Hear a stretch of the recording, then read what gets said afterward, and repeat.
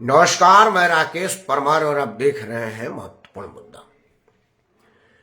आज का महत्वपूर्ण मुद्दा तो सबसे पहले यह था कि अंतरिक्ष विज्ञान में, अंतरिक्ष फतेह में जो इसरो ने अपना अभियान शुरू किया है वो एक और मुकाम को प्राप्त हुआ। चांद के दक्षिण ध्रुव पर पहली बार सफलतापूर्वक कामयाबी हासिल करने के बाद आज सूर्य पर भी फतेह पाया। हमारा सूर्य मिशन आदित्य L1 ऑर्बिट में स्थापित हो चुका है।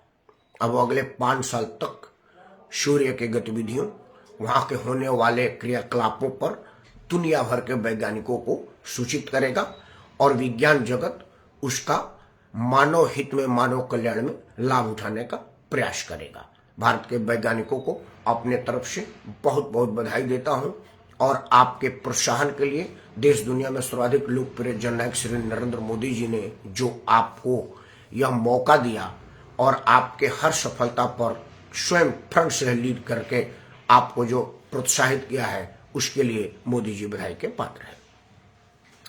मित्रों, आज और किसी मुद्दे पर चर्चा ना करके कथित इंडिया अलायंस, कथित शब्द का इस्तेमाल मैं इसलिए कर रहा हूं कि अभी इसका कोई प्रारूप तैयार हुआ नहीं है। इंडिया अलायंस के पहले मोदी विरोध की कई बार प्रयास हुआ। कई बार हुआ कि भाई एक थर्ड फ्रंट बनेगा, तो कई बार हुआ कि एक फ्रंट बनेगा। मतलब अलग अलग तरह का विचार कई लोगों के मन में आया।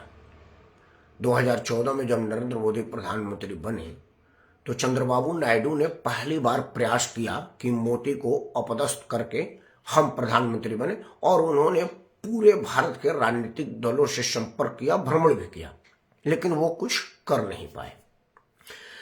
अब जो इस बार वाला इंडिया गठबंधन का स्वरूप जो आपके सामने दिख रहा है या जो दिखने जैसा आभास एहसास हो रहा है, उसकी पहली परिकल्पना नो डाउट नीतीश कुमार के मन में आया और पहला कार्यक्रम नीतीश कुमार ने पटना बुला करके सभी विपक्षी दल के लोगों को किया।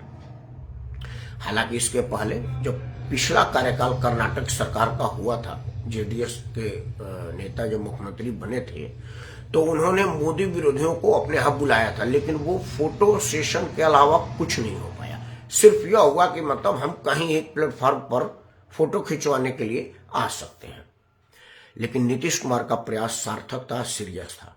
नीतीश कुमार ने बैठकें की और यहीं से इस बात का बीज पड़ा कि क्या इंडिया अलायंस है या कथित इंडिया अलायंस है। क्योंकि देखिए, जब आपको लगा कि आप मोदी से अकेले नहीं लड़ सकते, उसके लिए किसी गठबंधन की जरूरत है, तो फिर गठबंधन के प्रति सीरियस क्यों नहीं कोई हुआ। गठबंधन में शामिल होने की दिखावा करने वाली या शामिल होने की रूपरेखा तैयार करने वाले लोगों ने कोई रूपरेखा क्यों नहीं तैयार किया।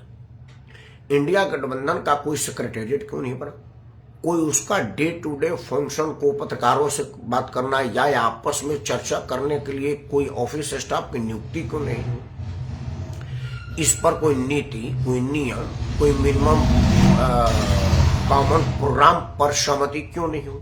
क्योंकि इसके पहले जब यूपीए बनी थी तो यूपीए में एक यूपीए का कार्यालय था जो अभी नितिन गडकरी रह रहे हैं, सोनिया गांधी के घर के ठीक सामने वाला।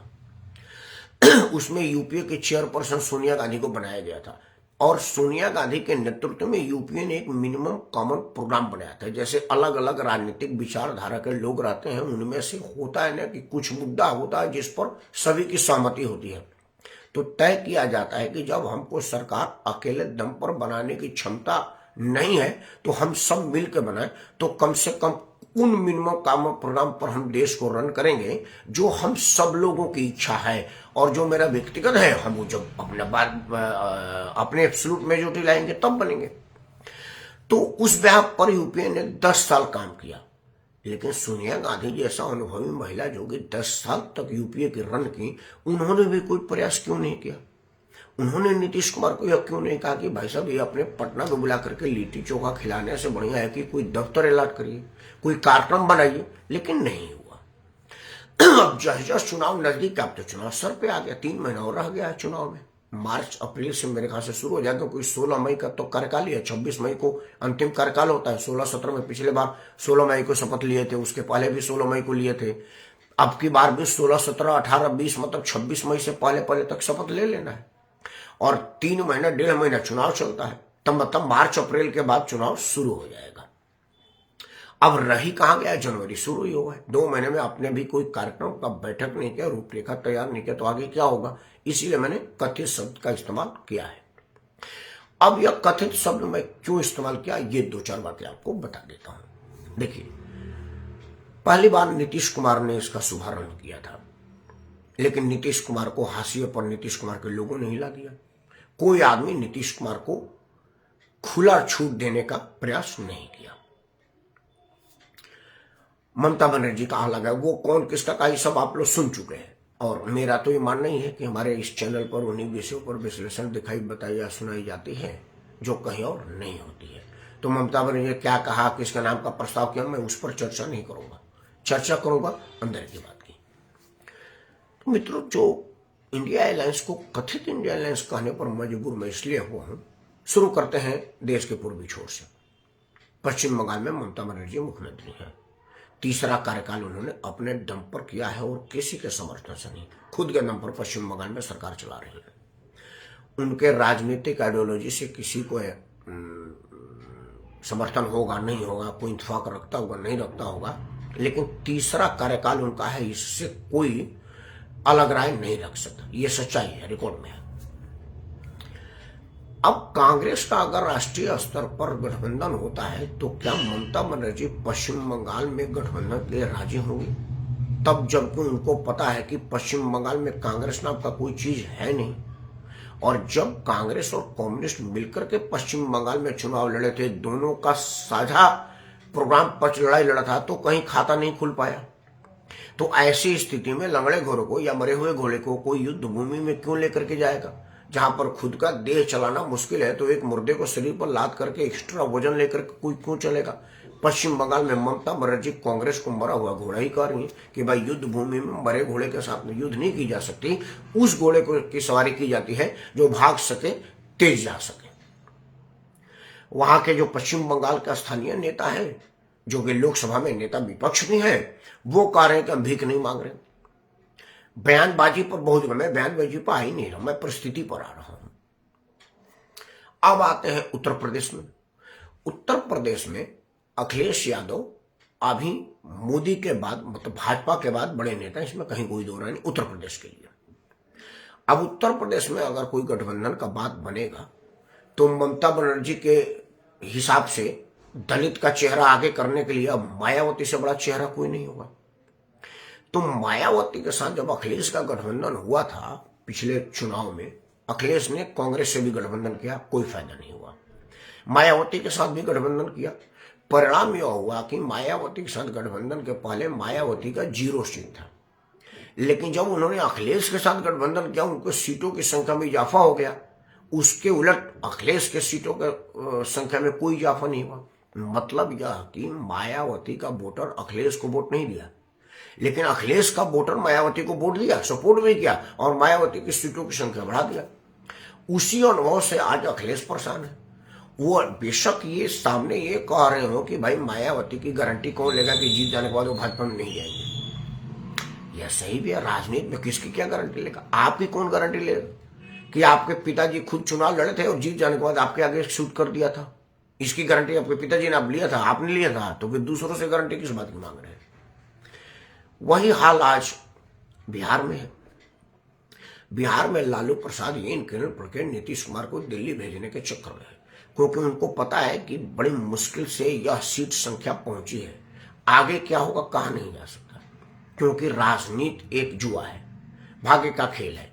कई बार होता है कि आपका वोट प्रतिशत तो बहुत ज्यादा है लेकिन सीटों की संख्या बहुत कम हो जाती है, और कई बार होता है कि सीट की संख्या तो बहुत कम है लेकिन वोट प्रतिशत ज्यादा है। वर्तमान भाजपा सरकार को देख लीजिए, मतलब 30-32% का सीट संख्या है और 303 सीट है, जबकि इसी के आसपास कई वोट परसेंट है लेकिन सीटों की संख्या बहुत कम है। और लोकतंत्र में सीट की संख्या मायने रखती है, वोट प्रतिशत मायने नहीं रखता है। तो यही लालू प्रसाद को है। उनको यह गम खाया जा रहा है कि भाई जो सीट संख्या आज की तारीख में है वो और कभी होगा नहीं होगा क्या कहा जा सकता है। और जब तक मैं हूं तभी तक मेरा छवि काम कर रहा है, मेरे बाद मेरे बेटे का क्या होगा वो कुछ नहीं कहा जा सकता। इसीलिए वो चाहते हैं कि एक बार मुख्यमंत्री बन जाए, हमारी अंतिम इच्छा पूरी हो। और नीतीश कुमार का रहते यह संभव नहीं है। नीतीश कुमार कई बार कह चुके हैं कि भाई देखिए अब तो हम लोगों का समय बीत गया है, अब अगला कार्यकाल तो तेजस्वी ही करेंगे, बच्चे संभालेंगे। मतलब नीतीश कुमार ने डायरेक्ट और इनडायरेक्ट लालू परिवार को यह मैसेज दे दिया कि भाई देखो 2025 तक का जनादेश मिला है और 25 तक में मैं ही मैं हूं, 25 तक इसमें कोई वैकेंसी नहीं है, उसके बाद का सोचिए आप। और लालू प्रसाद यादव जितना नीतीश कुमार को जानते हैं मैं नहीं समझता कि कोई और जानता होगा। लालू प्रसाद को पता है कि नीतीश कुमार कल क्या करेंगे, ये खुद नीतीश को पता नहीं है तो हमको क्या पता होगा। इसीलिए जो अभी परिस्थिति आई है उसी में लाभ ले लिया जाए। और इसके लिए तभी पहल किया जा सकता है जब नीतीश कुमार बिहार छोड़ करके दिल्ली आ जाए। और दिल्ली वो तभी आएंगे जब वो विपक्ष के प्रधानमंत्री को उम्मीदवार बनेंगे। और विपक्ष का प्रधानमंत्री उम्मीदवार वो तभी बन पाएंगे जब इंडिया गठबंधन के करीब करीब सभी लोग इस बात पर सहमत होंगे। तो क्या गांधी परिवार राहुल गांधी के ऊपर किसी को प्रधानमंत्री के रूप में बर्दाश्त करेगा? सोच भी सकता है। ममता बनर्जी अपने दम पर 3 बार की सरकार बनाई है, क्या वो ये बात सोच सकती हैं? नहीं सोच सकती। केजरीवाल खुद को कट्टर ईमानदार कह ही रहा है, तो उसको तो लग रहा है कि भाई मेरे समय कोई ईमानदार पार्टी ही नहीं है, मैं ही ईमानदार हूं अकेला। वो बेशक सारे लोग जेल में घोटाले के रूप में, घोटाले के सजा के रूप में जेल में हो, लेकिन ईमानदार कहने में क्या बुराई है। हमारे यहाँ जो लोग यूपी बिहार के हैं उनको पता है कि नाम के लिए कहा जाता है, भोजपुरी कहावत है कि बिनिया करत लक्ष्मणिया का देखनी हरवा जो तो धनपाल, अमरत जाते अमर के देखनी सबल इनमें ठटपाल। तो नाम में क्या रखा, मेरा काम देखो यार। अगर मेरे यहाँ एक दरोगा राय जी थे ना, वो पुलिस में दरोगा नहीं थे, राजनीति के दरोगा थे, मुख्यमंत्री थे। उसी तरह से मेरे अपने पिताजी के फूफा जी परमादरणीय मैनेजर सिंह जी, वो किसी फैक्ट्री कंपनी के मैनेजर नहीं थे, वो राजनीति के मैनेजर थे, विधायक थे। और उत्तर प्रदेश विधानसभा में बड़े नामजद और बड़े प्रतिष्ठित विधायक थे। आज भी बलिया की राजनीति होती है तो मैनेजर सिंह के समाधि स्थल उनके मूर्ति के यहाँ पूजा करके ही होता है, वो स्थान है बलिया में उनका। तो नाम से क्या मतलब है? नाम तो अपना अलग अलग कुछ भी हो सकता है। यही सब चीजें देख करके कथित इंडिया अलायंस पर चर्चा हो रही है, क्योंकि अरविंद केजरीवाल दिल्ली में कह रहा है कि भाई लगातार 3 बार मैं ही जीत रहा हूं तो लोकसभा में कांग्रेस को क्यों कोई सीट दूं, मैं अकेले लड़ूंगा। पंजाब में स्थानीय पंजाब के जो नेता हैं वो अरविंद केजरीवाल के साथ समझौता करेंगे चाहते। उनको पता है कि अगर समझौता करेंगे तो रही सही पंजाब में हमारा जो कुछ कार्यकर्ता है वो खत्म हो जाएगा। क्योंकि पूरे देश में देखा गया कि कांग्रेस ने जब जब राजनीतिक दलों के साथ समझौता किया, समझौता तो उनका टूट गया, लेकिन साथ साथ उनका कार्यकर्ता भी उनसे छूट गया। अब वो सारे कार्यकर्ता उस पार्टी के साथ चले गए जिसके साथ समझौता था। और राजनीति में शक्ति कार्यकर्ता होता है और कार्यकर्ताओं को छोड़ने का गम कांग्रेस को समझ में आ रहा है आज, इसीलिए वो समझौते पर फूंक फूंक करके कदम रख रहा है।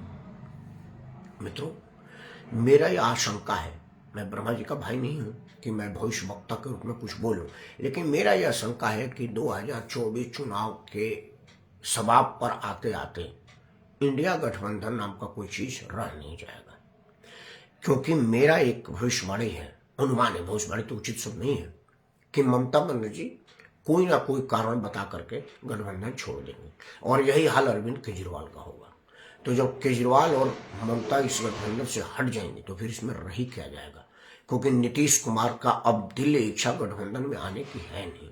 उनकी इच्छा 25 तक मुख्यमंत्री की सीट बचाए रखने की है और इसके लिए चाहे उनको वापस नरेंद्र मोदी के शरण में जाना पड़े, कोई गुरेज नहीं है। ओपनली बेशक भाजपा उनको ना ले, अंदर खाने लेने में तो कोई बुराई भी नहीं है। और अंदर खाने तो सारे एक ही थाली के चट्टे बट्टे हैं, कौन भाजपा, कौन कांग्रेस, कौन पक्ष, कौन विपक्ष और कौन निष्पक्ष, अपने लिए तो सब एक ही है। तो राजनीति में कुछ भी संभव है। जैसे कहा जाता है ना कि everything is right in love and वार, तो यहाँ पर लव वार तो नहीं है, लेकिन everything is fine in politics, यह कहा जा सकता है। लेकिन लोकतंत्र समर्थक होने के नाते हमारे देशों की इच्छा होती है कि देश में राजनीतिक दलों की वर्चस्व बनी रहे। उससे यह होगा कि जो राजनीति में एक अधिकारवाद का चलन शुरू हो गया है उस पर अंकुश लगेगा, नियंत्रण लगेगा।